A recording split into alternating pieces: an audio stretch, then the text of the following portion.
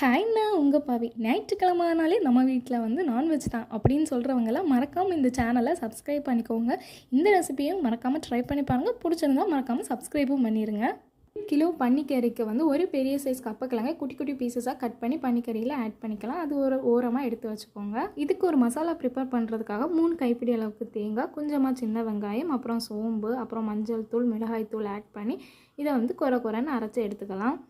நம்ம அரைச்சி வச்சுருக்க தேங்காய் மசாலாவை அந்த பன்னிக்கறியில் வந்து ஆட் பண்ணி கொஞ்சமாக இஞ்சி பூண்டை வந்து சதைச்சி எடுத்துக்கோங்க. அதையும் ஆட் பண்ணிக்கோங்க. அப்புறம் கொஞ்சமாக உப்பு ஆட் பண்ணி அதை நல்லா வந்து மிக்ஸ் பண்ணி எடுத்துக்கலாம். அதுக்கப்புறம் இது வேகிறதுக்காக கொஞ்சமாக தண்ணியும் ஆட் பண்ணி ஒரு மூடி போட்டு அடுப்பில் வச்சு வேக வச்சுக்கோங்க. அடிக்கடி திறந்து பாருங்கள், இல்லைனா வந்து டக்குன்னு அடி பிடிச்சிரும். இது நல்லா சுண்டி வரணுங்க. அதுக்கப்புறம் கொஞ்சமாக அரிப்பொடி ஆட் பண்ணிங்கன்னா அது வந்து தவற மாதிரி கன்சிஸ்டன்சியில் வரும். அவ்வளோதாங்க, நம்மளுடைய பன்னிக்கறி தவிர ரெடி. தேங்க்யூ ஃபார் வாட்சிங்.